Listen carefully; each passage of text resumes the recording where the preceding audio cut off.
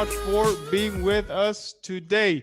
We're truly happy to welcome you back on board for our third season and third episode of the 360 Degrees of Fundraising Masterclass series. In less than 5 episodes, we are covering the full value chain of fundraising in Luxembourg and beyond. Welcoming you today on the How to Unlock Banking Financing Support episode. A little bit of our fantastic speakers' background. Mr. Jean-Luc Bermes is head of SME and real estate financing at BCEE since 2014 and one of the few bankers actively investing as a business angel since 2017. He's also in charge of adopting the European Investment Fund InnoFin guarantee framework and of implementing COVID-19 support measures at the bank. Christophe Nye serves Pôle Innovation of BNP Paribas since 2016, focusing on supporting local startups in the development with the right banking services. For those who don't know, Chris is also one of the finest basketball head coaches in Luxembourg. Congrats for that, Chris. Denis Kiselev has a track record of working in the banking and insurance industry for over 20 years before venturing into the fintech space. In 2015, he established SnapSwap International, signed a strategic partnership with MasterCard, launching Everest, a revolutionary digital credit card and payment platform for startups and founders, which received an excellent reviews from our Loft members using the service. He'll be able to tell you a little bit more in about a second. Oriane Schönbrod is co-founder and CEO of Label R, the first ESG and ethical due diligence and risk assessment tool for fund managers and private equity funds. She's also a proud member of the Loft and is happy to share her experience of leveraging financing schemes today with you.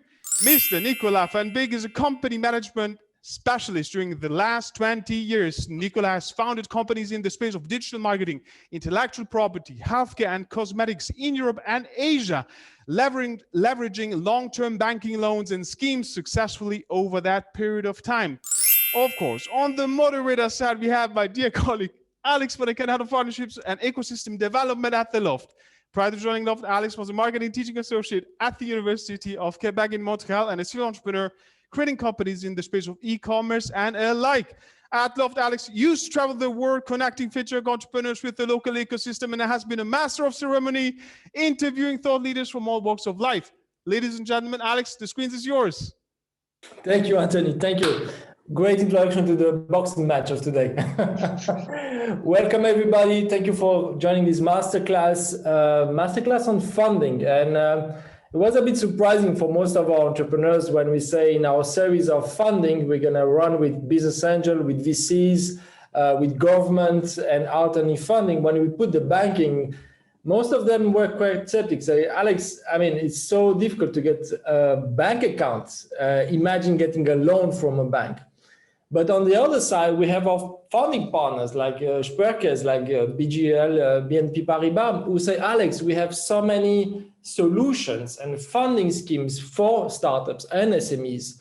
We have to talk with them. So we say that, okay, this is the perfect platform for, let's say, as my good friend Nicola told me this morning, we are here today to align the planets between the startups and the banking sector. So thank you to our panelists to be with us today. As usual, we want to be very proactive, so please drop your question in the forum, but also keep in mind that we're going to have 3 breakout rooms, 3 workshops, 2 on the funding schemes from each one of the banks, and 1 with Nicola, who will explain how to manage the cash flow and how to crunch the numbers when you want to get a loan and how to manage those loans as an entrepreneur. So yeah, you just have to choose between those 2 breakout rooms in half an hour. But first of all, let's start with a question with our panel. So quick introduction from each one of you, please. I will start by the bankers in the room today. So Christophe, please go ahead. Tell us a little bit about BGL, BNP Paribas, please. Yeah, hello. My name is Christophe Nye. I work for BGL BNP Paribas here in Luxembourg. I work in the department that is called Pôle Innovation. We cover their local startups.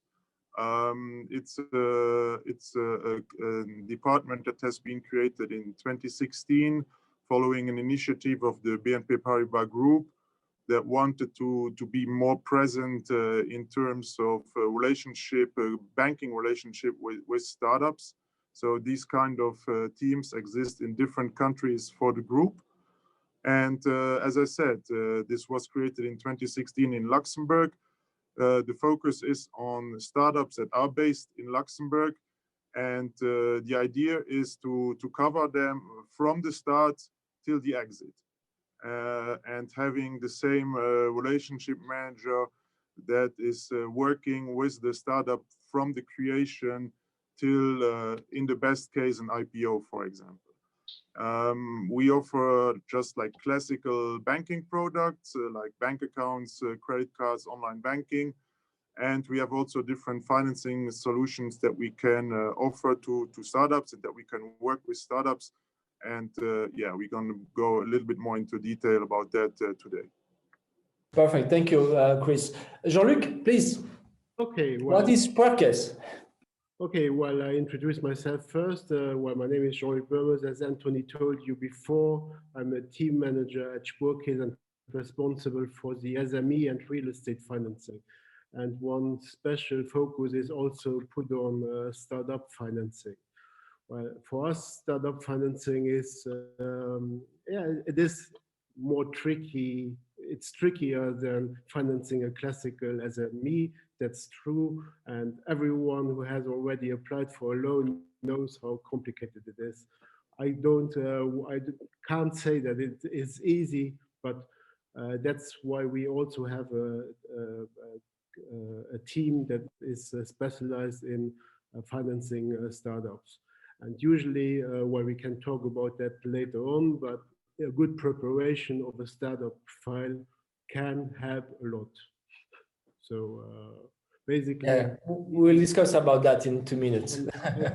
Thank you. I told you before, I am also a business angel, and I see also during the meetings that it is not easy to get a bank loan. And well, I see the 2 points of view. So I completely understand, but I also have to argue why it's sometimes complicated to get a loan from a bank. But it's perfect because, I mean, if you as a banker cannot get a loan for your ventures, I mean, it shows you something. But we are here just to explain what's going on and maybe how to prepare those filings. Okay. My next in line will be Oriane. Oriane, please go ahead. What's Label R? I'm the CEO of Label R. I founded a tool, a risk assessment, ESG risk assessment tool and due diligence. So we provide services for fund manager mainly. I just sold the tool to a huge company in Luxembourg, and so I'm mainly now a consulting company providing all the kind of services in ESG, from the strategy to the implementation of ESG issue, due diligence and risk assessment mainly. Perfect. Thank you, Oriane. It's a very nice background, by the way. You must work in a very nice space. Each time that when I have a call, they say that I have a beautiful background. Perfect background. In the perfect place. Thank you so much. And Oriane, today you brought Dennis from SnapSwap, another fintech from Luxembourg, on board. So Dennis, if you can quickly introduce SnapSwap, please. Yes. Thank you, Alex. So my name is Denis Kiselov. I'm founder and CEO of SnapSwap. We are here in Luxembourg since 2015. We are licensed and regulated as a financial service, as well as our esteemed colleagues here on the call. And what we are doing is we are providing platform for banking services for startups and small businesses that is called Everest. The idea of Everest came from our frustration with the banking services. It took us weeks to open additional bank accounts. It took us weeks to get additional credit cards. It took us weeks to get any kind of credit limits. So we decided to build a service that is suited for dynamic, moving entrepreneurs like us to be able to get bank accounts, IBAN, cards, credit lines, everything online with very easy, transparent processes and prices. Great. I mean, you're going to tell us a little bit more about that in a few minutes, because I really want to hear more about how can you get maybe another kind of alternative funding and line of credit like Orion managed to do it. But the last in line, but not the least, Nicolas. So Nicolas is a serial entrepreneur, very well known in Luxembourg, and is our, let's say, our entrepreneur in residence at the Loft. He's helping and advising, just one second, sorry, is advising most of our entrepreneurs when they have to build and grow their business. So Nicolas, thank you for being with us today. Can you quickly introduce yourself and what maybe even your company is doing, and why did you need a loan? So I will be a little more modest. I started my first business when I was 24 in Luxembourg. And since then, I developed several of them. My last venture is a little more international because I produce now cosmetics, and I sell these cosmetics, and I produce them also in Central Asia. It's a sustainable development company. So to finance all these activities abroad, it has been also a very interesting challenge. We will speak about it later. Perfect. Thank you so much, Nico. So let's start with the big question. And it's even a question in the chat that's coming right now, is why is it so difficult to get a bank loan? And we even have Pavel saying why banks don't support cryptocurrency and blockchain related companies with the financial needs. So I will let then Chris start with the tough question, please, Chris. Well, okay. So the question here is why is it so difficult to get bank financing? I mean, the problem here is that banks in general, they do an analysis of a credit request based on existing figures. So this is what we call a classical financial analysis of a credit request. So for traditional companies, they can provide figures of the past, and the bank does an analysis of those figures, and based on those figures, they see if they can grant a loan. For a startup, this is more difficult because they don't have, in most of the cases, they don't have several years of track record of revenues, of profitability, and of possibility to pay back a loan.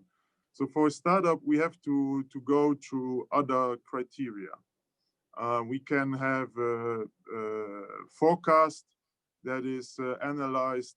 We can have contracts that a startup has already signed with their customers that we can take into account. But we also can take into account other factors like who's the management, what is their experience in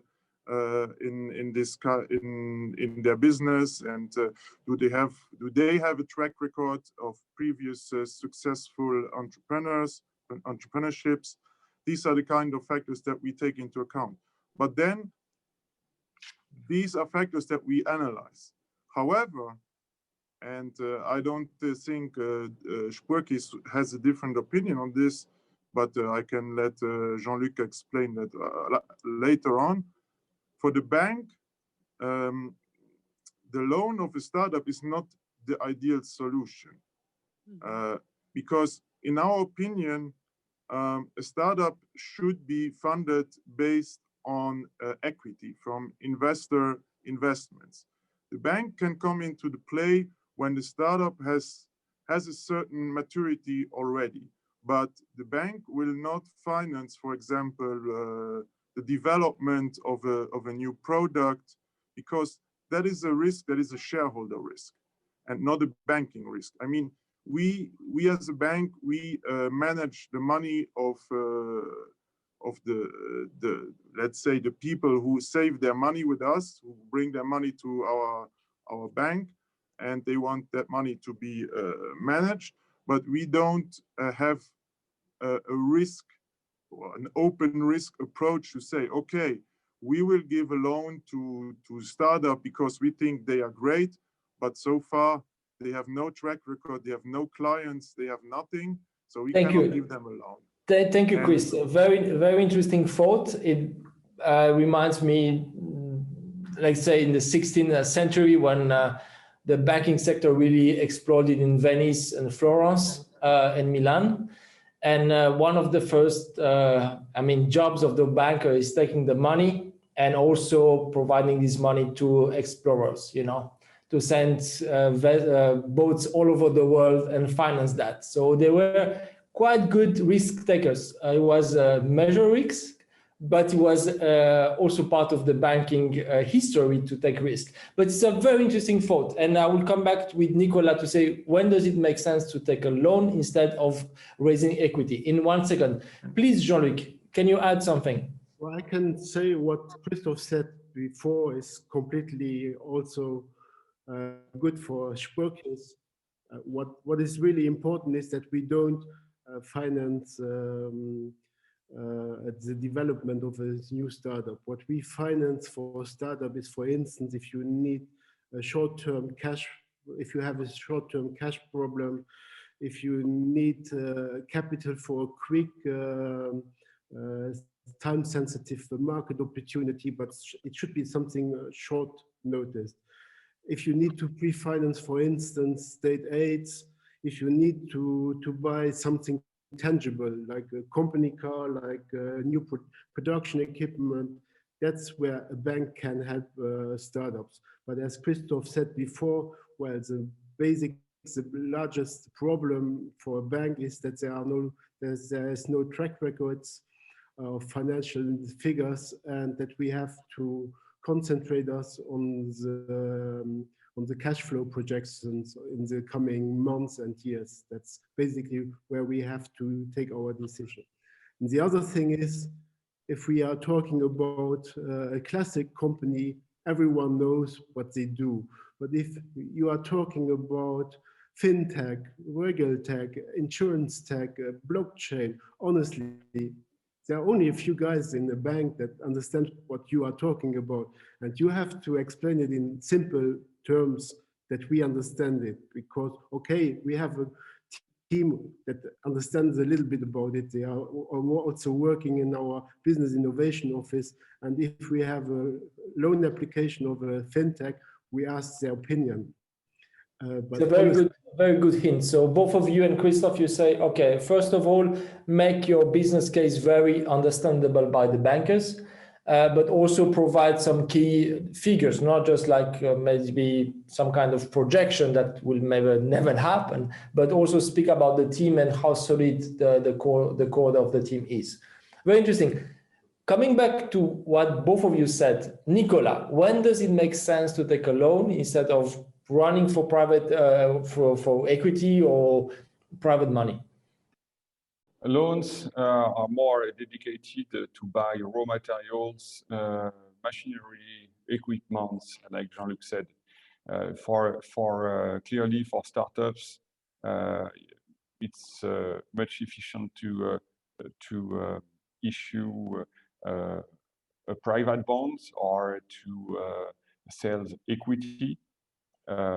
It's more trendy. Also, investors are waiting for such a request, and it's more aligned with a banking system. Banking system is they are.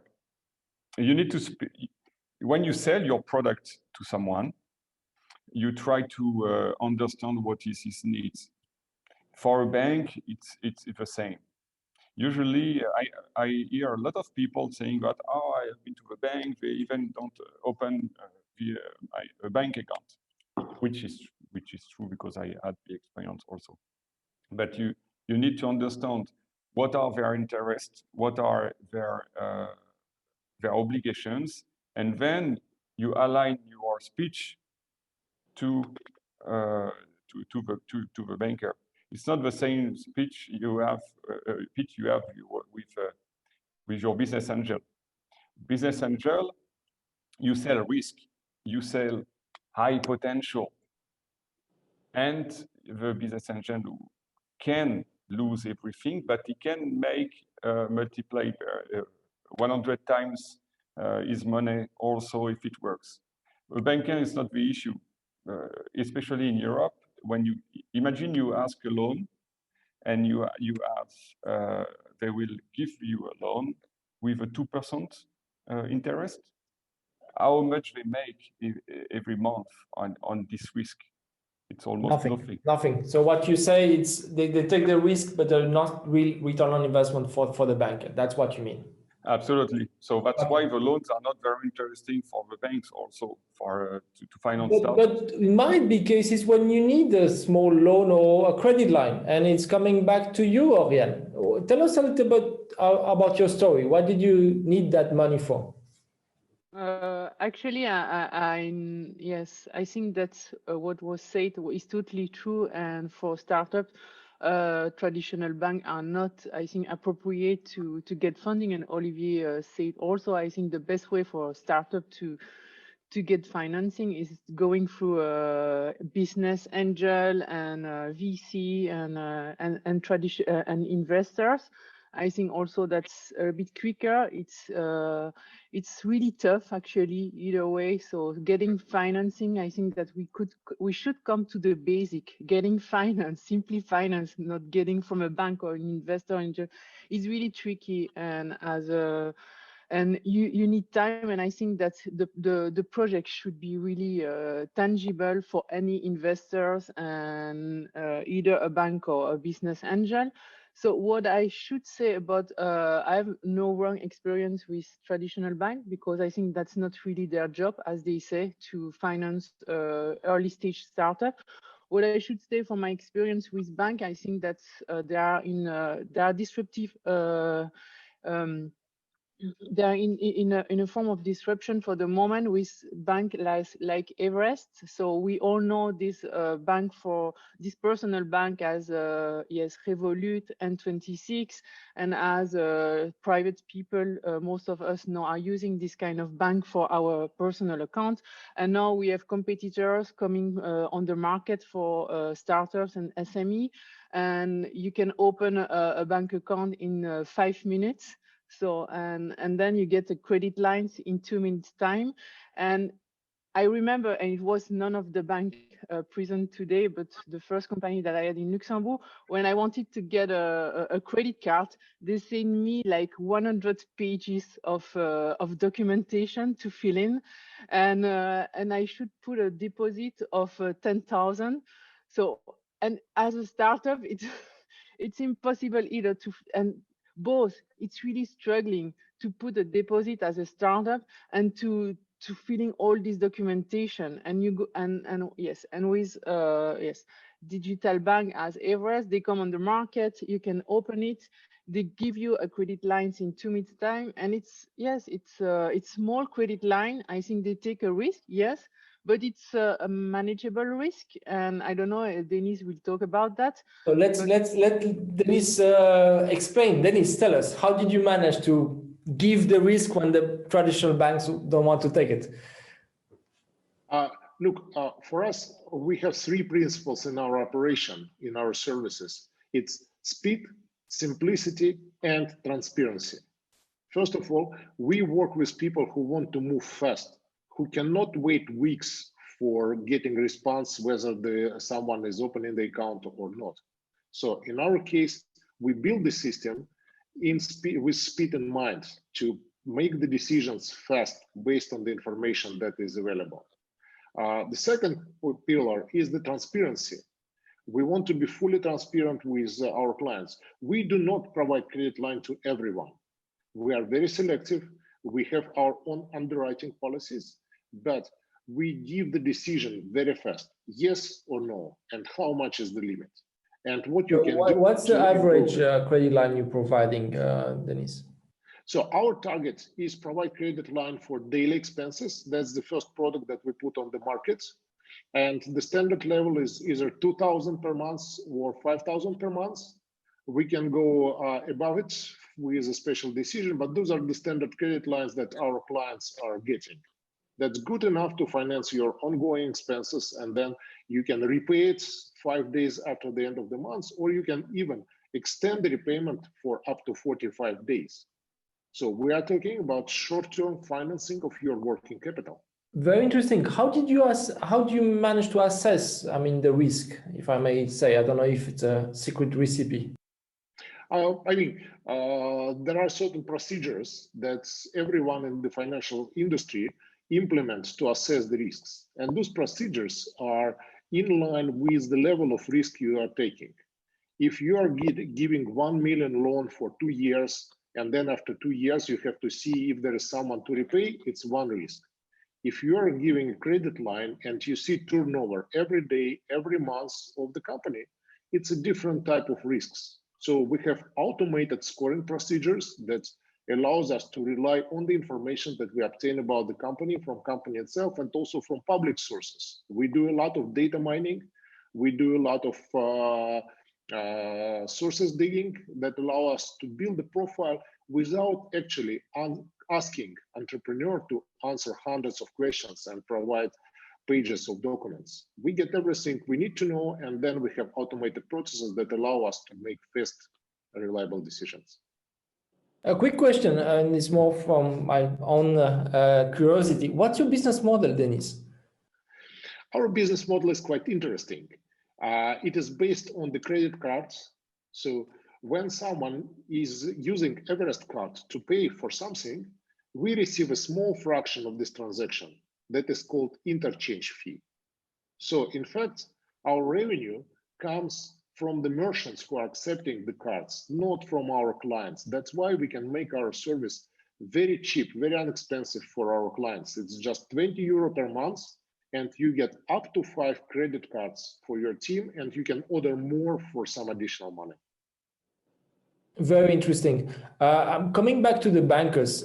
What's your feedback, Chris, Jean-Luc, when you see companies, fintechs like SnapSwap developing solutions like Everest?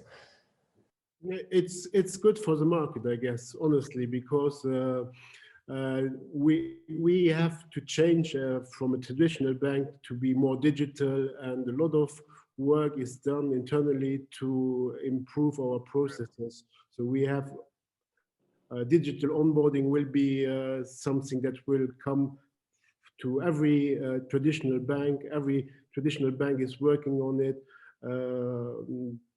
Taking decision for small credit lines will also be digitalized. So everything that small companies or small companies like Everest is doing is good for the market. So I'm happy that we have competitors like Everest on the market.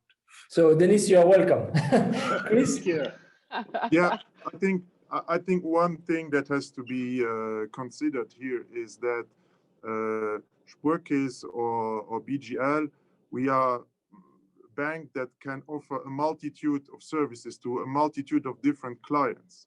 And we have on the other side, like the neobanks or companies like Everest, who are often like targeting only a specific group of clients. And that's also what makes it more complicated often to work with the bank, because the bank is set up to work with everyone. And our procedures are built in a way that like everyone can work with us. So that can be from the startup that has just been created up to the multi-billion-dollar global company. And I agree with you, Chris. I mean, you guys are providing different value in the value chain. I mean, with us today, we have entrepreneurs at different kind of maturity levels. So you're going to have early stage startups that will be very interested by Everest, but you're going to have big payment companies that will do multi-million transaction per month that will need to have a bank, a solid bank to back it. Because one of the feedback we have from our fintechs working with neobanks, at one point they need a structure, a financial bank in Luxembourg to raise money and to be seen as, let's say, trustworthy by the clients. So that's one of the aspects. But very interesting, Denis, very interesting that you guys brought this solution. I think it was very needed in the market. And thank you for being with us today and explaining that. How do people, I mean, they just write what? Everest? What's the link? How they can reach out to you, Dennis? It's easy. You can go to our website, everestcard.com, and just click open an account. 15 minutes, you will have an account and you will have your first credit card ready. Perfect. And then you help them climb the mountain, right? We will help them to climb the mountain. It's every business who is doing something real, climbing the mountain. It's great because as an entrepreneur, you also see the real side of the business that fintechs have to face. So thank you again for being with us. Thank you so much, Oriane, for bringing Dennis and also sharing your experience. And for the others, I will let them go in the different breakout rooms. But first, we have a very fun quiz that people have to do. Anthony, it's up to you. Yes, here we go. I'm dropping you the link right there. Please connect to it right now. We want to test, of course, whether you've paid attention during the panel discussion. Okay, our first two winners were an entrepreneur from California, the second one from Israel. So we want to arrive at not less than 30 people. Let's go. Or the first people are already popping in. Okay, let's go. Okay, go ahead. You forgot to send me the question, Anthony. I don't know the answer. You forgot to send me the questions. Oh, your vote doesn't count. You know that. Okay, 13. Let's go. Let us help you. Let us help go up to 20 people. 7 more participants. Come on, guys. 7 more participants. Come on, guys. Click on the link. Just click on the link. Come on, guys. 5 more. 5 more. Don't be shy. Christoph and I won't beat you. You should maybe. No, 5 more. You should maybe talk about the price. They will join. 3. You get a free loan by Spurkes if you win. I'm just kidding. 3 more. 3 more. Okay, we start in 10 seconds. We start in 10 seconds. 2 more. Oh no, that doesn't count. No, I'm kidding. Okay, 3, 2.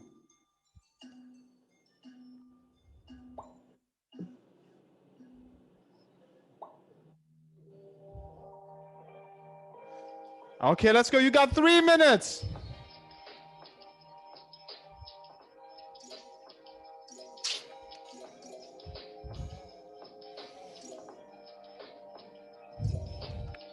You got 3 minutes, guys.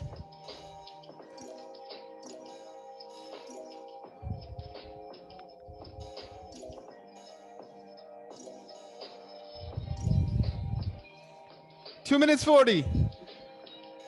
Thomas Briard is leading right now. Followed Bernard Nicolai. Eva, Alain.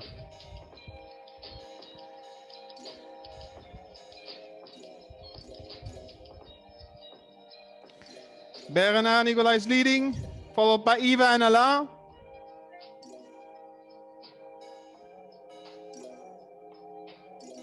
Two minutes and 10 seconds.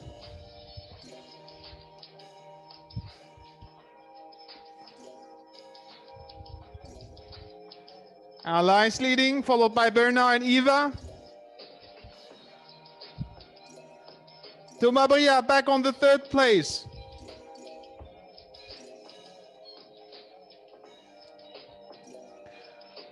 One minute and 50 seconds. Come on, guys. Alain, Dennis, Rosa Kanzu. Bernard back on the 1st place. Who's Bill Gates?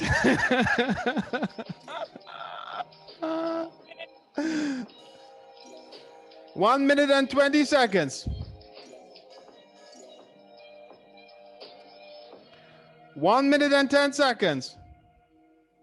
Let's go, guys. Hurry up.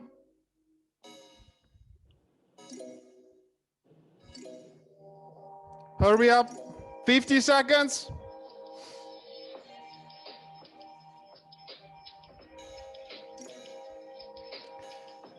Alain first, Bill Gates second, Bernard Nicolas.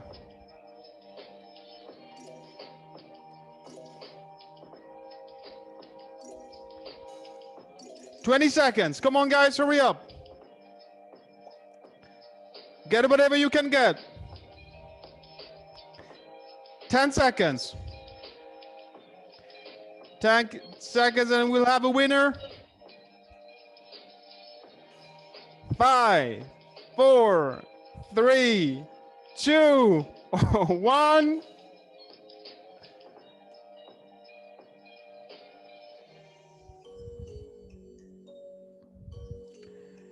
Alain first, Eva second, Bill Gates third. Alain, please introduce yourself.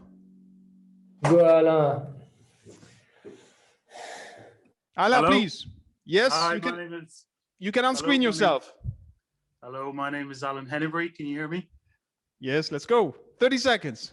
I'm Chief Operating Officer at Yoba. We're a member of the Loft, and we're a little bit like Everest. We also we're currently developing products to provide credit to SMEs here in Luxembourg and other parts of Europe. I'm looking very forward to telling you about that product in a future webcast. Very good. Perfect. Thank you for being with us, Alain, and congratulations. You can come and get your Loft mask. Next, I'll let you then split people, Yes. or people can just choose a breakout room, right? Yes, indeed, Alex, indeed. So now you've all received an invitation. If you have the latest Zoom version, you'll be able to assign yourself. Otherwise, we'll do it for you. All you need to do is you drop the name of the workshop in the chat forum, and we'll do it manually. Let's go. Let's go. Okay, super. Nicola, the floor is yours. We still have 10 people not assigned. They might join us, but please. You start by, again, maybe explaining Okay, clear. your background and also what would be, first of all, your advice, and then we will interact between us. Okay. When does it make sense to have a loan? What kind of loan? How did you manage? I mean, you guys, you have so much experience with loans, with banks. What's your current interest rate when you get a loan? It's quite high. So, well, we'll speak about two subjects. First is to align the interest of your company and the bank or the contact you have in front of you, and what are the different type of financing you can easily get to finance your business. When I started, when I was 24 with my first business, I had only 3,000 euro in cash to start the business. It was not a question to get a loan to start my business. First was just to open a bank account. It was 20 years ago. It was, and it's my fiduciary here who opened the account because I was not willing. I just cannot do it. The banks refuse to open an account to young entrepreneurs starting a business in. It was in digital marketing at that time. It's still the case, huh? And it's still the case 20 years after. So yes. In between, I learned to present my business to banks, to open a bank account, and to get some not credit cards without paying 10,000, yes, like they asked you, Oriane, or to get bank loans or debit on the accounts, etc. So the banks have very strong regulations. They have obligations, and they are not making money on startups. They are not making money on company bank accounts. They are making money on loans for real estate. They are making money on big transaction, large transaction for large businesses, especially here in Luxembourg. It's not really retail. So you have to sell when you open a bank account and you want to ask for loans. You have to sell properly your business. and to answer their interests. Their interests, which they are. First, they wish that you become rich. So high net worth clients. But it's everybody wish, Nicolas. Yeah, but I mean, if they open a bank account to you, you have.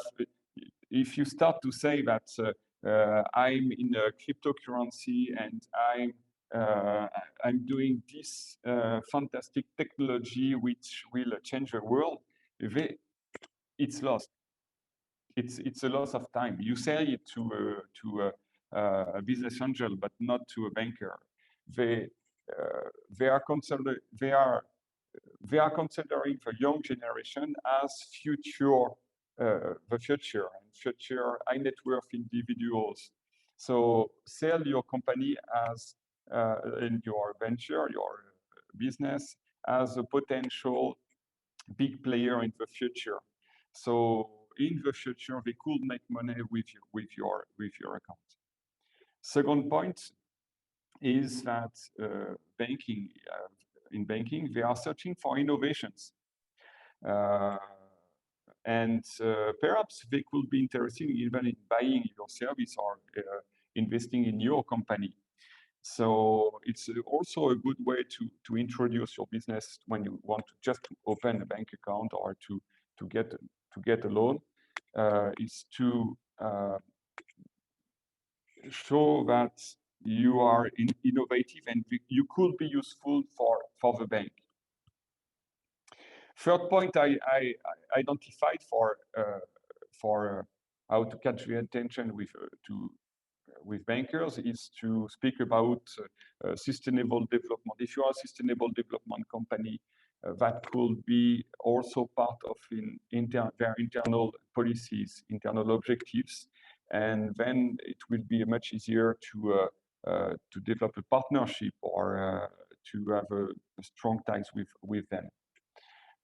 Another point I identified to catch the attention and to align with the bankers is that they love success stories because they need also advertising tools.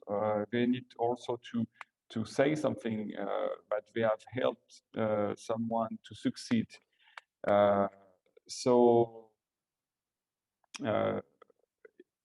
In terms of communication, if you also show that you are in contact with this company or with these clients, these prestigious clients, then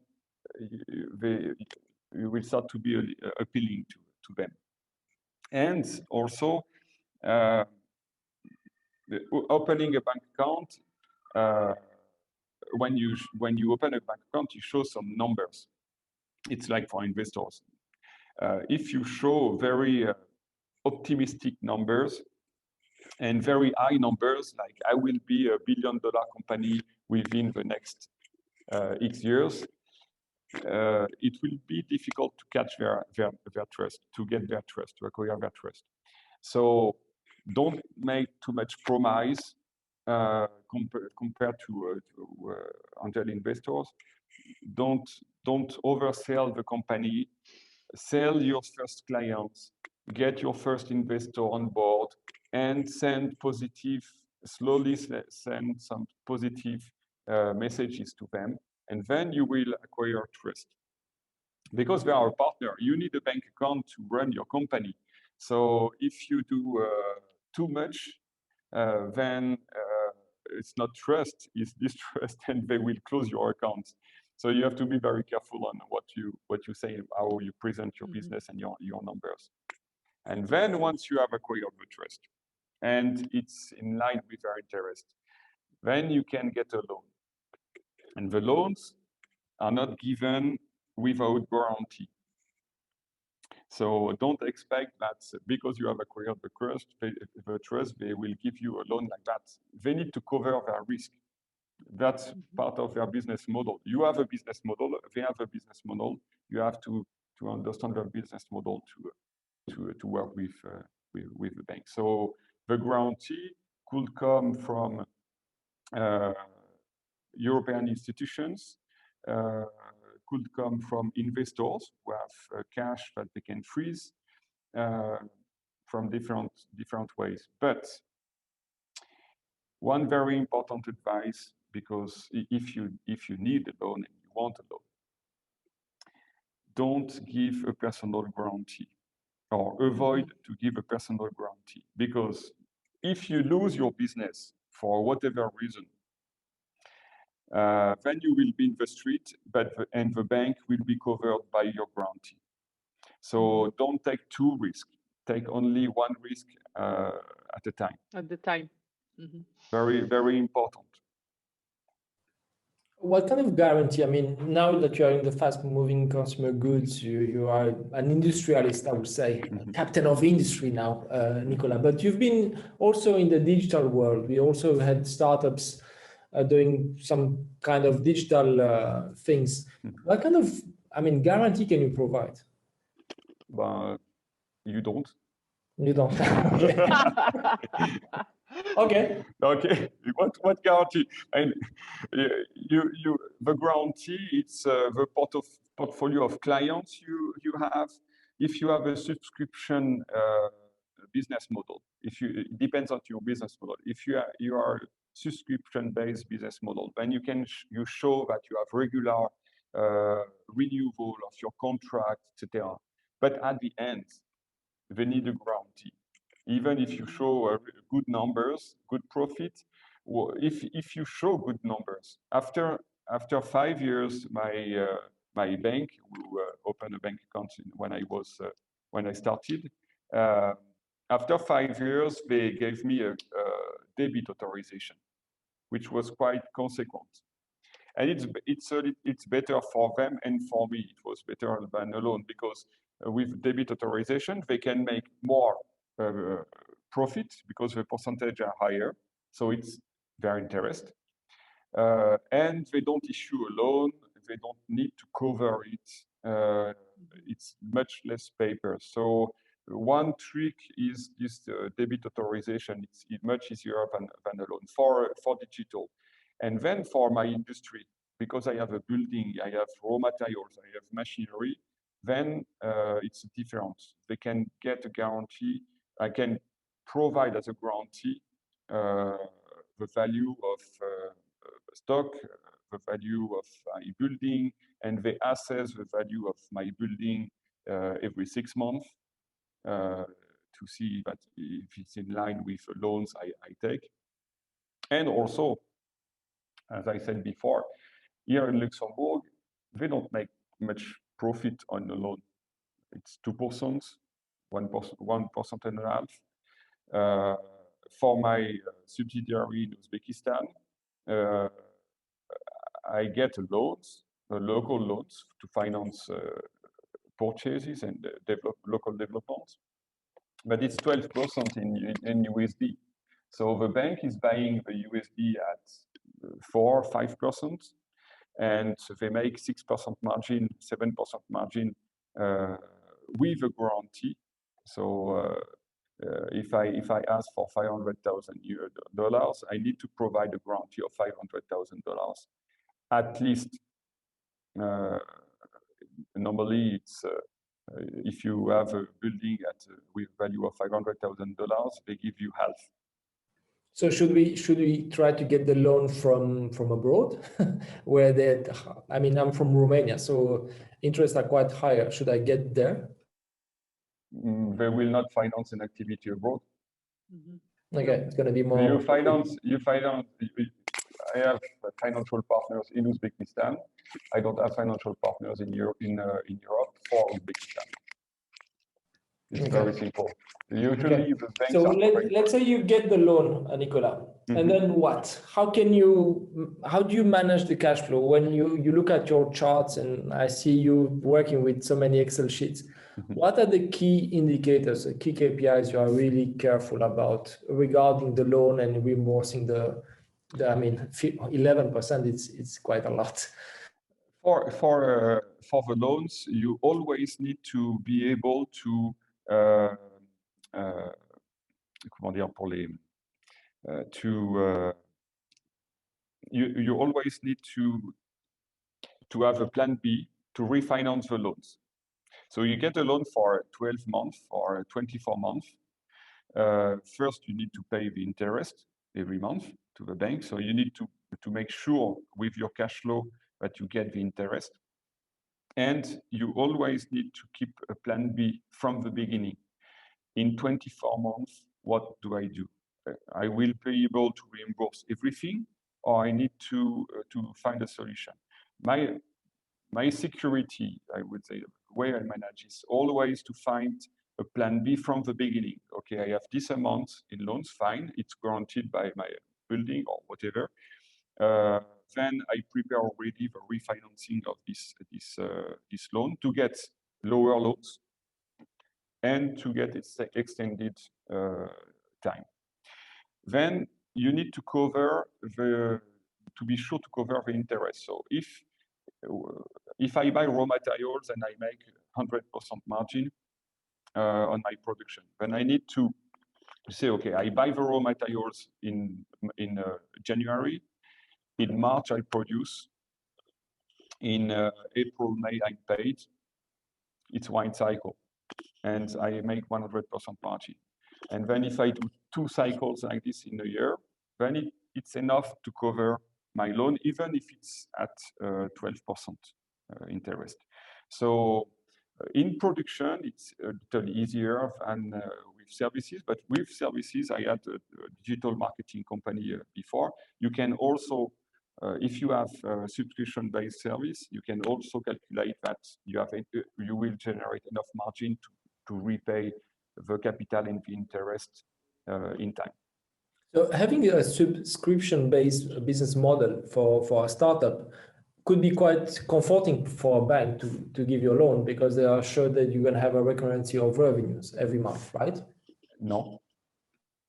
No, because it's again, it's not their business model to take a risk. You take a risk. They don't take risk. They offer a service. So it's not because you have a subscription-based service which is running pretty well, etc., that they will give you a loan. What is the guarantee you give to cover it? Okay. Not Ben, to say that. I want to jump in because Benjamin put something in the chat, but the goal is to really interact between us guys. We are not many, we are just 12 people. So Ben, you want to jump in, put your camera on, and tell us a little bit on what you mentioned in the chat. Yeah, sure. So hi everyone.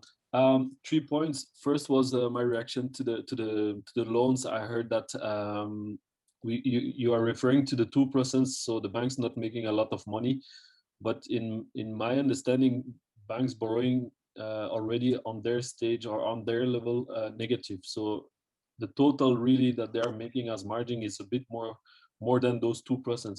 I personally just signed for an apartment loan. I'm down to 114, so it's quite low, but I know they have still margin to negotiate. So another say is, like my dad would say, bank only give money to rich people. In that, you need to understand that basically you need money, you need assets, so you can prove that they don't take risk. They always protect their investment, let's say. So that's definitely, I think, the way you need to talk to the bank is to show exactly that they are very safe with you. And the third point I wanted to bring was regarding fintechs mainly. So I'm working on a project to develop a fintech, but isn't it a bit a paradox that you would go to a bank to finance a fintech that would compete with them more directly, because you will disrupt their business model? Yeah, you're right on all your points. The only thing about real estate is that when we give you a loan at 1.40 or whatever, they immediately sell this loan. So they are refinanced immediately. When they give loan to companies, they need to sell also this loan, and it's more complicated, I would say. But and then for your last remark, they don't care if you are going to launch a service that will disrupt their business, because they are established organization with strong business model, and the philosophy is more wait and see. And when they are ready, when they see that there is an opportunity, then they buy your service because they will have the cash to do it. Okay. So they will they are not really afraid. It will take 10, 20 years to change, or at least 10 years, and that's not very. And to be honest, Ben, I mean, even on the loft, we have every day an entrepreneur coming saying he will disrupt the financial and the banking industry. And so I guess it's they're also used to that. And it's true. And it's true. And the GAFA are going to do it anyway. But if they do it because they are big, they are very strong companies with a lot of clients, then they can disrupt clearly. But I would say us at our level, we can be part of the story, but we still will need a bank account to run our business and to comply with all the regulations in place. Nicolas, you mentioned something quite unique, and I mean, anybody mentioned that to me before, is the bond issuing for a startup. Can you tell us a little bit about that? Because it's a scheme that is not so common, I would say. I give you, in Luxembourg and in France also, but I know I'm 100% sure for Luxembourg, you can issue a private bond for to get some financing. So it's basically a paper on which you write that to an investor that in exchange of 100,000 euro, you will pay an interest of, usually it's between 5 to 10% every year, and you will reimburse these bonds within the next 36 months with this way. So I don't say it replaces, because you cannot do it.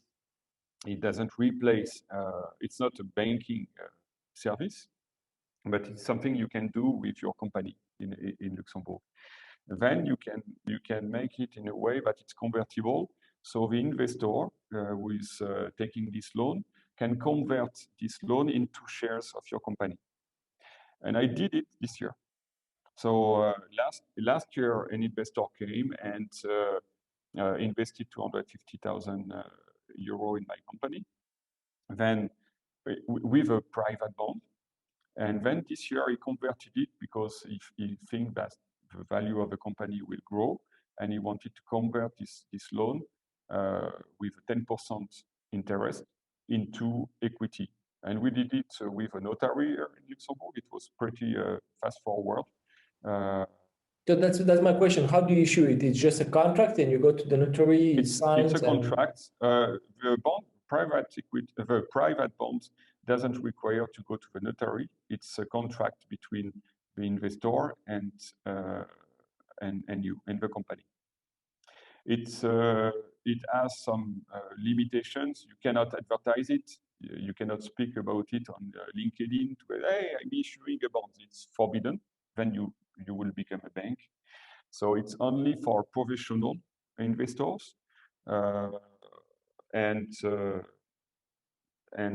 without any advertising. So with people you know. So I cannot go and see my grandmother and issue a bond.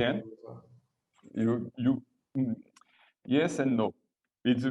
I will not do it, but I do it only with professionals, so people who are aware of financing and so on. That's what the law says. Okay, interesting.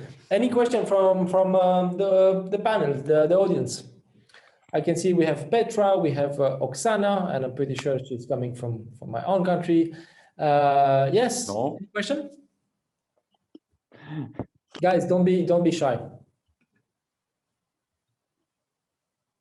Okay. Then Oriane, do you want to add something? You are in the field, maybe sharing some experience. I think I totally agree with Nicolas. And not that I think that I'm pretty. Yes, I think he is right. And But as I've said earlier in the panel with all the different participants, I think that we should come to the basic when we are a startup, and it's really important to be really careful on how we spend the money, and as Nicolas said, not to put any security or guarantee or personal guarantee in deposit, because it's really risky. It's already a huge risk as a startup to begin to be an entrepreneur.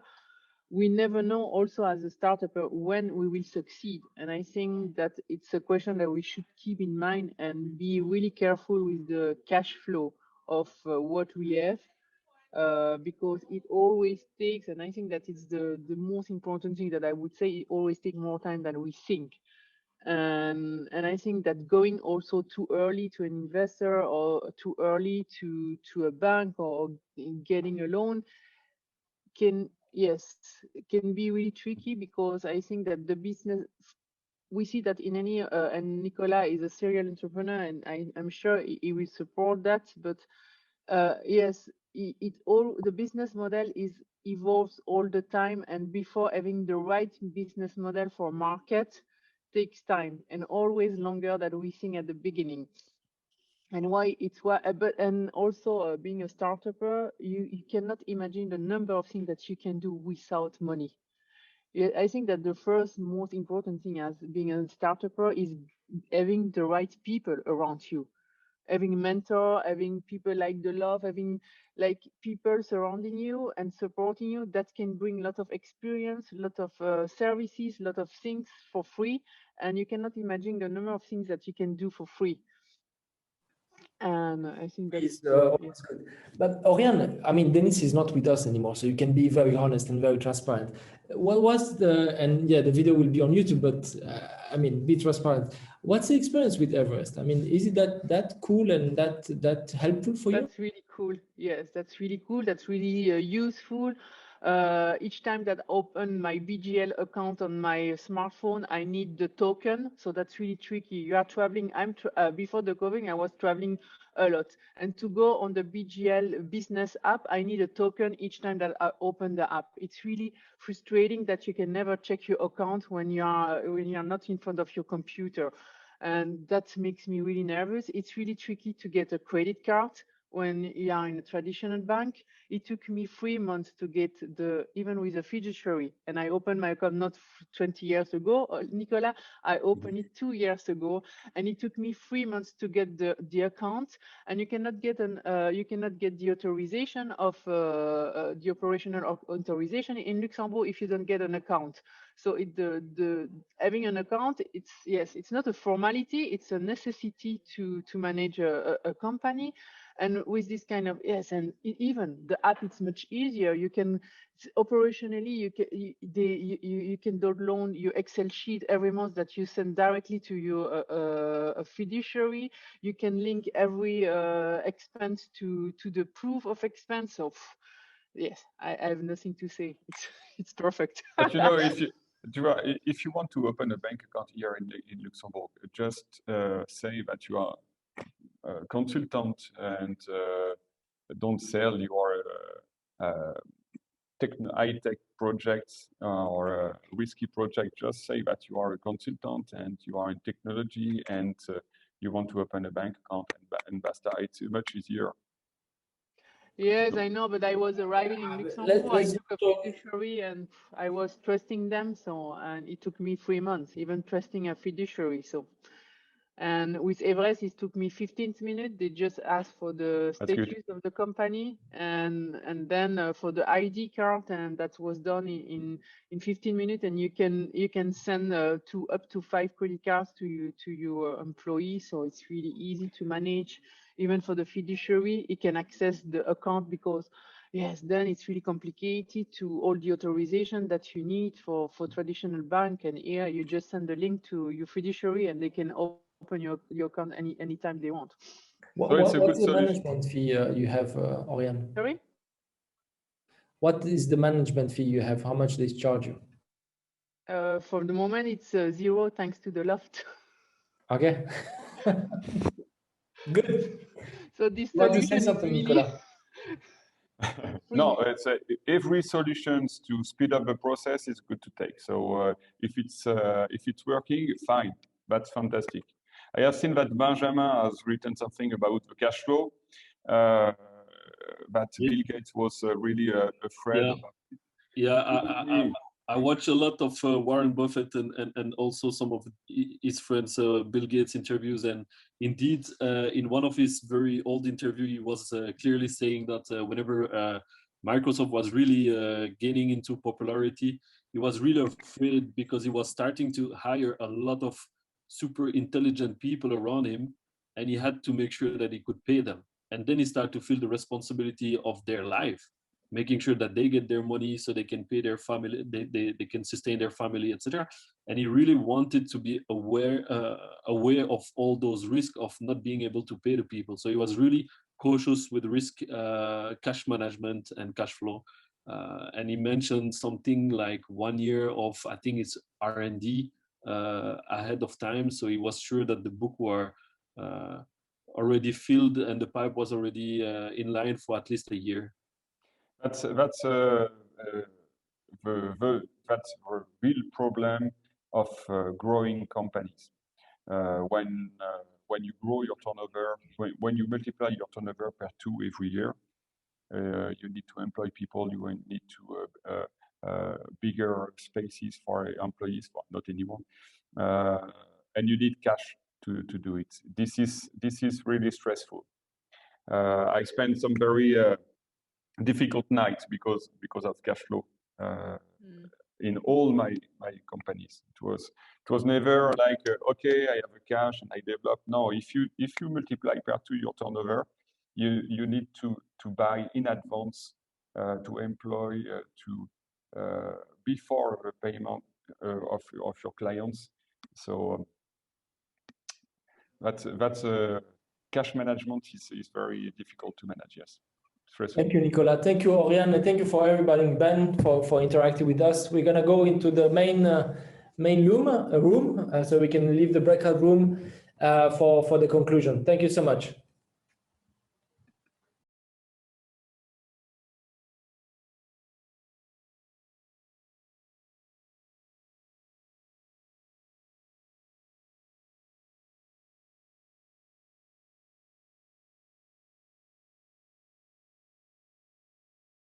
Need capital to invest in your company, and you need a loan and you need capital to get a loan. You also need collaterals. Collaterals are basically the guarantee for the bank to get the money in somehow back. And sometimes startups comes, they ask for an appointment to get a loan, and they have no preparation. They don't have any capacity. They have no track record. And business plan, well, it has not been challenged. So we have nice figures. I have never seen a startup asking for a loan with a bad business plan. Usually the financial cash flow projections are always positive. I've never seen one person come for asking for a loan with a bad business plan. I've never seen that. So for us, it's really important to understand how can you get some money? How can you earn money? How can you have the revenues to repay your loan, the loan? And that's typically a big issue, and basically it's the most important issue. We can find some collaterals, even that's easy. We can work with the mutual insurances in Luxembourg, like Mutualité des Cautionnements or Mutualité des PME. There are also some guarantee mechanism of the European fund institution. So it's basically we can partially guarantee the loans with some collaterals. But the most important thing, and that's really complicated to understand, is the capacity. And therefore, a good preparation. Maybe ask someone who can challenge your business plan. That might be helpful. If we have already business angel on board or VC on board, it's more easy for a bank because they know, okay, if a business angel has done his homework or a VC has done his homework, the project has already been challenged, and it's really easier to understand or to agree for a loan. So basically, what I recommend is that the project has already been challenged by a third party. And that's what's basically also the last point. There's no credit history, so you have to find something else. There are also, well, the lack of experience, lack of management. Usually you are young guys, motivated guys, but you have you have a small experience and the lack of customer base, and that's always the tricky catch-22. Unless you get a loan, you get no customers, and well, we ask for customers to get to agree for a loan. So basically, well, it's a catch-22. So for me, the best way, or first, what I want to say, what is really important, if you think of diluting your company shares with VCs and business angel, you lose control, partially control of your company. And you shouldn't mix up, especially in the beginning, if you intend to convince BA or VCs, you shouldn't mix up debt financing and equity financing, because a bank will require some collaterals. They will require that the loan will be repaid before any money can go up. And sometimes this might be tricky for future investors to invest in the company. So be aware, if you want VCs and business angel on board, and on the same point, you want long-term financing, be sure that this might be tricky.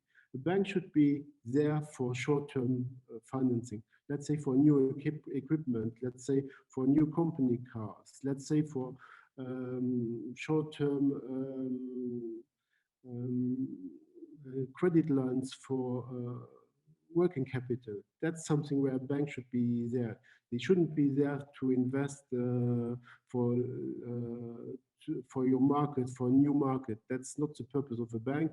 And this might be tricky if you ask for further investments, people like VCs or BAs.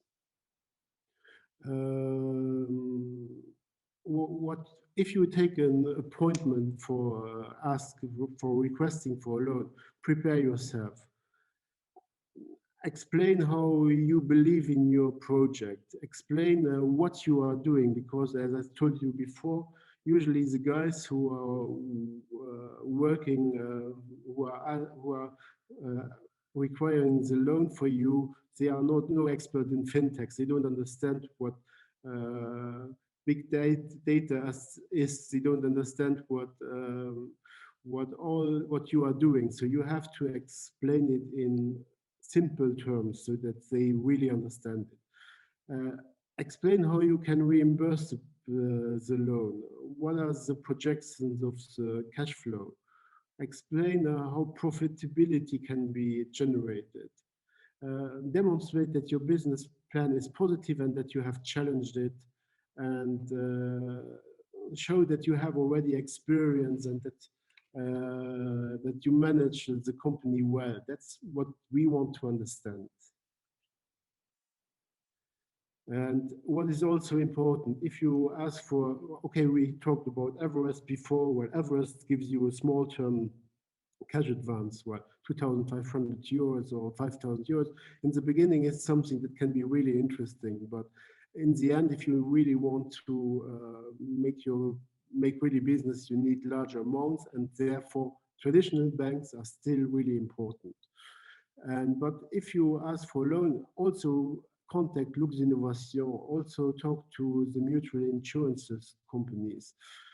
Talk to the SNCI. The SNCI is a public law banking institution that might share the risk with the traditional bank. And of course, ask your bank about the European Guarantee Framework programs. Okay, we had until now, we had Innofin, and if you were following already other webinars, you have already heard the word Innofin. Unfortunately, Innofin came to an end by the end of last year, but it will be replaced by a new guarantee framework program, which is called Invest EU, and which should be put in place within 2021. Well, we don't have any further details, but we have taken one decision internally that we will take part in that new program because we believe in startups, and we believe that we shouldn't only manage finance traditional SMEs, but we should also finance startups. And that's why we want to take part at this new guarantee framework program. But I can't tell you more. Open a bank account, especially because there are only 3 guys watching me. Feel free to contact me personally, and I will see what we can do, because unless your company is doing something really crazy, opening an account may take a little bit of time, but we can't agree within 2 minutes. It will take at least 1 week, but we can agree to open an account if you are not financing or dealing with terrorism or anti-money laundering. If you are doing something properly, we can open the account. Yeah, it's Patricia here. So nice to meet you, and thank you for this information. On my stage, I'm a very beginner still, so I'm still developing my business plan. So, but as I understood, you need a business plan to start the conversation. But as soon as I have it on my hand and in a really good shape, I probably will contact you for sure. But I have a question for you. Okay. I'm not sure if you can answer it, but what's the average interest that the banks are working for this kind of loan?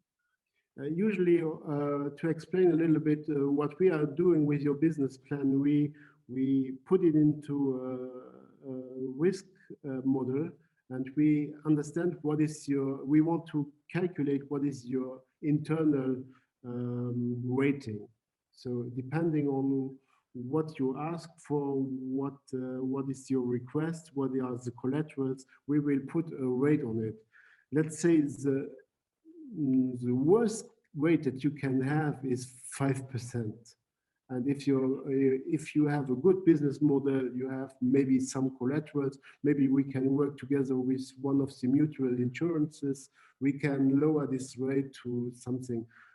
Generally speaking, for startups, the rate at BCE, at Spurk, is around 3.5%, because we have no real collaterals. If we have a mortgage on a house, it's easier. You will get something below 2 or below 1.5%, but usually we don't have those kind of collaterals. So generally speaking, you can have a rate around 3.5% in general. Okay, good. Thank you so much. I still guess for the risk appetite of the bank, it should be okay, honestly. Okay. Okay, so it depends. All depends from the business point of view. Which are my industry, which will be the business, how I will have the revenue and everything. The business in itself doesn't interest us so much, but we want to understand how much money you can earn, who can be the customers. Do you have already customers who have maybe signed a letter of intent to work with you, together with you? So what we have to understand is the money that we will lend you, can you repay it with those with the interest rate? You have to understand, if we lose one loan, let's say we lose 50,000 euros, we have to do a lot of new loans that will be reimbursed by certainty to compensate that loss. We are dealing with the money of people who have saving accounts at BCE, and we can't use that money to spend it without doing proper checking. So this is also the responsibility of a traditional bank to use the money properly, not to invest it without having done any proper checking before. Okay.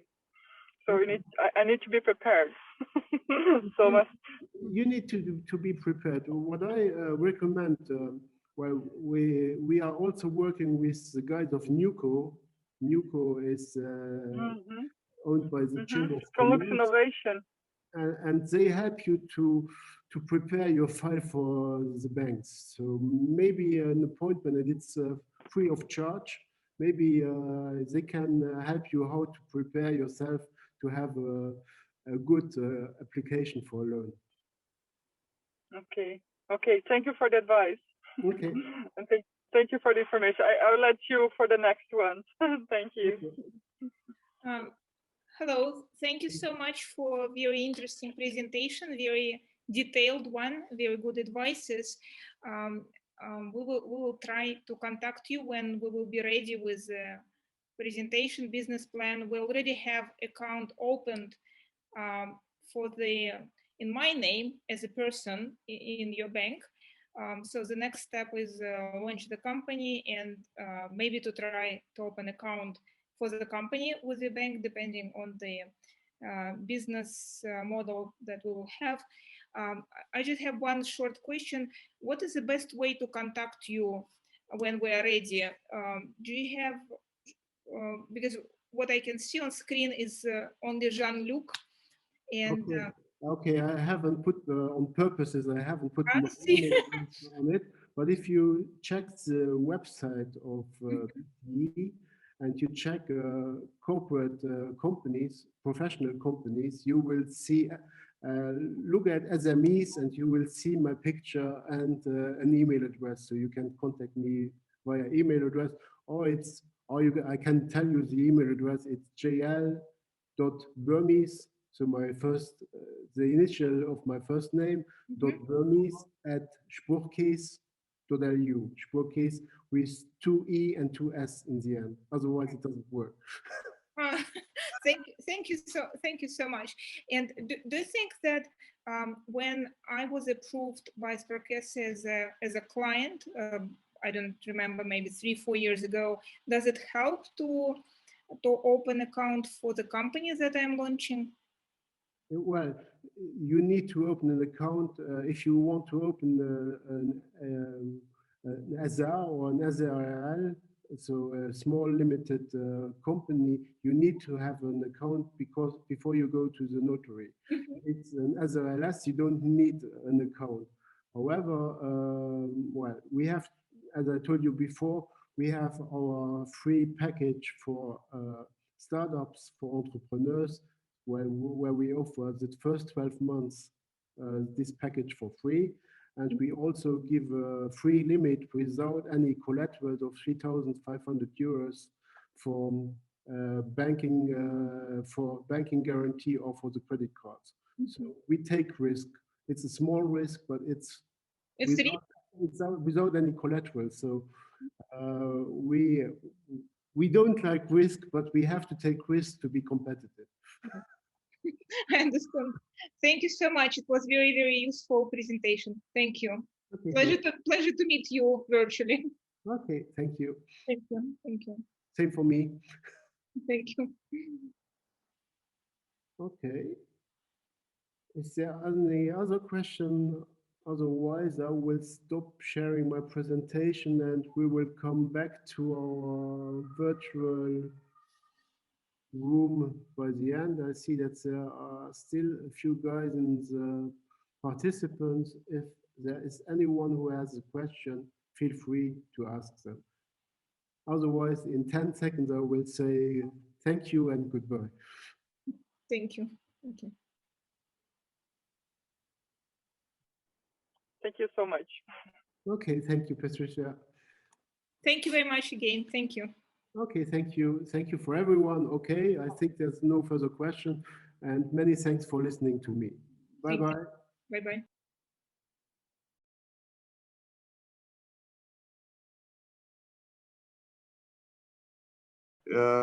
Delof joined. Okay. Please go ahead, Chris. Yeah, okay, thank you. So I was just doing like a very short intro speech saying who I am. So what I would suggest is that we just go immediately into Q&A. I have not prepared a specific presentation. I think we explained already a little bit in the beginning of the panel what is the position of a bank in general in terms of financing a startup through loan. So as you have joined this workshop, I would suggest that those who have a question, just go ahead. First, introduce yourself quickly, like 1 or 2 phrases, who you are and what is the business that you are running, and then come up with the question. And then later on, I'm gonna explain a little bit more, depending on what the question is, on what is possible of doing in terms of financing. So if someone has a question right away, just shoot. Luc, let's start with you. Quick introduction of who you are. Luc van Lathoven. Yeah, okay. Well, I am driving at the moment, so I try to, that's why I cannot have my camera on. But I run a startup in the loft called Capilex, which is a mortgage-backed lending platform. And I'm not so much interested in having finance for our startup. I'm more interested to find a partner, a funding partner. And I wondered if that's also something that BGL does, or do you just look at basically funding the startups? So when you say funding partner, what do you exactly mean for your specific case? Okay, well, the platform that we have basically will we'll start in Holland with financing SMEs and how do you call it, the property buy-to-let market basically. But every finance that we give out is always secured by Dutch real estate, preferably residential, and what we need basically, you know, we have a base of capital which we can start our operations with, but we're looking for a funding partner on the side to basically supply us with with the funds needed to do the financing.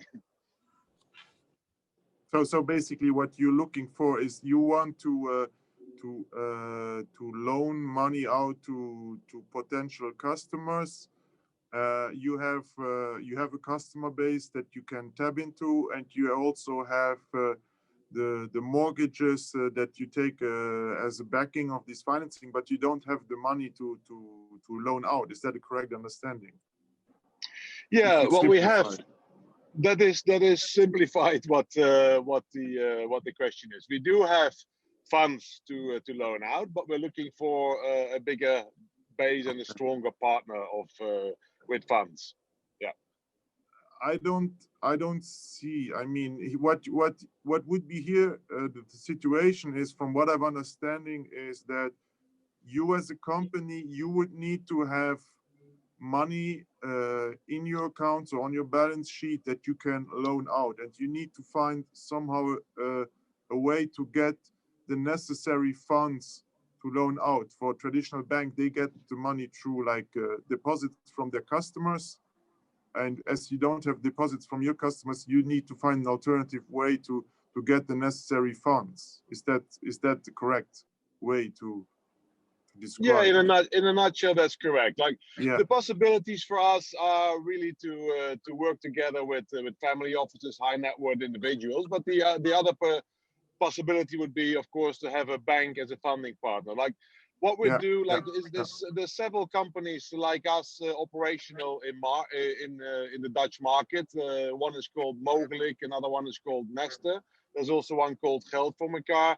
And I know from Mogelijk and Nester that they have a banking partner. One has got Morgan Stanley behind it. The other one has got Citibank behind it. So there are apparently banks that support these kind of companies.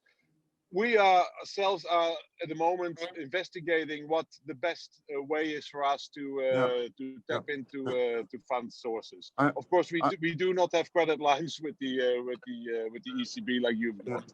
So I would have to check internally with our different departments if we have a similar way to work like those like Morgan Stanley and Citi work with the companies that you have named. So I would need to have checked, but this would probably and most likely not be a classical bank financing that would be done here. And this is what is let's say under my in my team, that's more like a classical bank financing for operating cash flow or buying machinery or whatever. So what I would suggest is if you could go through the loft and they will give you my contact details. You can send me a brief description of what you're looking for, and I can check then internally within the group if we have a team that would be able to help you with this. Okay, Chris, that's perfect. I will be in contact with Alex, and he can give me your details, and we can follow up maybe next week. Yeah, perfect. okay. Thank you. Yeah, thank you. Thank you. We have a question from Michel. Yes, hello. Hi, Christophe. How are you? Hi. So basically, Finian Exchange is a trade finance platform, and we're based at Loft, and we're obviously a BGL client.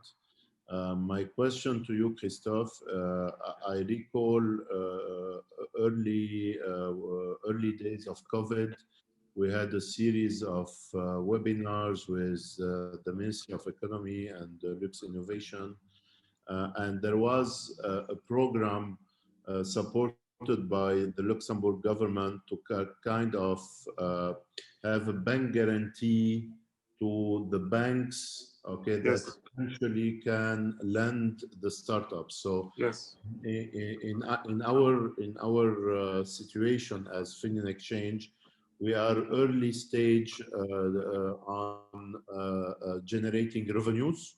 So we just started generating revenues, and obviously we're not very attractive to the banks to get a loan, as you were saying. But can we eventually, through the Ministry of Economy or any other ministry, apply for this bank guarantee so you can lend us money? Yes. So there are different programs that can be considered here and that you're probably referring to. The most famous one, I would say, is a program called InnoFin. It's a guarantee that is provided by the European Investment Fund to banks for financing innovative companies. This works in the following way. So if you know a classical bank financing, the bank normally asks the credit taker for guarantees. This can be personal guarantees, this can be cash, this can be the name, let's say the name of the entrepreneur, which is very well known, and they take it as enough guarantee. But you can also use third-party guarantees, let's call it like this. And InnoFin is such a guarantee. That means if you take, for example, a loan of, I just take a figure of like 100,000 euro, InnoFin can guarantee 50% of that loan. This means that if the company goes into difficulties and is unable to pay back the debt, InnoFin will take care of 50% of the risk. What is important to understand, though, is that InnoFin only takes 50% of the remaining risk. That means the bank will ask the company additional guarantees because the bank will most likely not accept the 50% open risk on such a file. That means that the bank, and that's at least how we see it here at BGL, will ask either the entrepreneurs to bring other kind of guarantees, be it third-party guarantees or personal guarantees. And in those kind of situations, to get this kind of guarantee, it's the bank that requests it. So you don't have anything to do. You just ask your banker, can I use this guarantee for a loan? The thing though is we need to have first an approval from the bank to give you a loan in order to ask for this guarantee. And then we come to the beginning of the process, which means we need to have a credit file from your side that is viable, that is acceptable by the credit committee. So something that was not discussed in the panel, but which is important also to understand for entrepreneurs, is the process of getting an approval for a loan. When Dennis Kiselev was talking about Everest, they have like automatic decision making if a loan is granted, but they also said like in general they go out for loans for 2,000 to 5,000 euro. When we talk about bank loans, we go generally we start at 25,000. So, and there we don't have an automatic decision making behind. We analyze the file manually, and we go to a credit committee where real people sit and take a decision. And therefore, we need to build a case that is approved by those persons. And yeah, so I see you smiling. So I guess you know what that means. Christophe, thank you for this. Last question. So, and correct me if I'm wrong. So, if I understood, we have to apply first at BGL, and BGL will apply at Innofi, or we go directly to Innofi? No, you will have no contact at all with Innofin.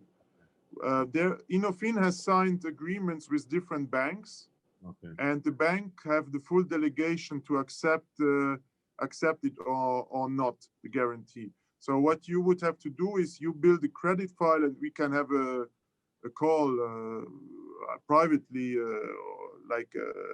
outside of this environment, to discuss what would be needed.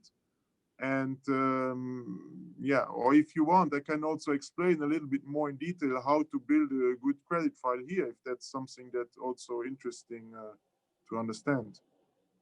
Anthony, should we go a little bit deeper into this? Yes, please go ahead. And then yeah, please.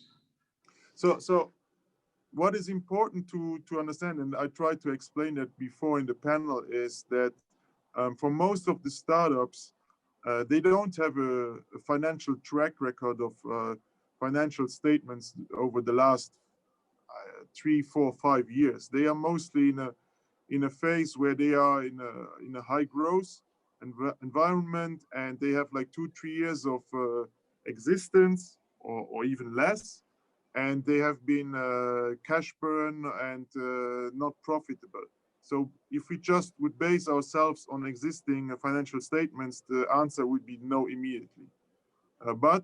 So therefore, if we want to build a case to get a loan, we need to have a forecast that is realistic, that is backed by contracts, and that makes also sense, which is something that sometimes we struggle with when discussing it with entrepreneurs, is that they bring us a forecast which says like, okay, 2020 we're gonna have 100,000 euro of revenue, 2021 we're gonna have 10 million, 2022 we're gonna have 50 million.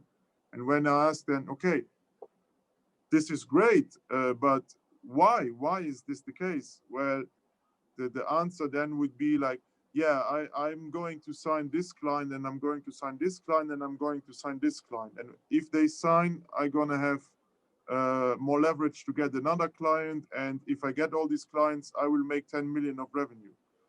That's what what I would call is not realistic or not backed by contracts. So if you need to have something to share already and to have a recurring revenue with your clients. So if you have, for example, you have a monthly recurring revenue of 10,000 euro, so there it would be realistic to grow this monthly recurring revenue by a certain figure over a certain period. But it's, you never know how this would evolve. And so if you have a track record that says, okay, in month 1 I had 100, in month 2 I had 200, in month 3 I had 400, in month 5 I had 600, and so on and so on, you have something to build on. And then the most important part is to assess the real need of the startup, the financial need. And what I mean with this is, we had sometimes startups coming to us and say, I want the bank loan for 500,000 euro. And when we ask them, what do you want to do with the money? We don't know yet, but we want this money to have it, or to have a security that we have more months to burn cash. Well, okay, this is not really a case that can be discussed. We need to have an understanding of why you need this money, what you want to pay with this money.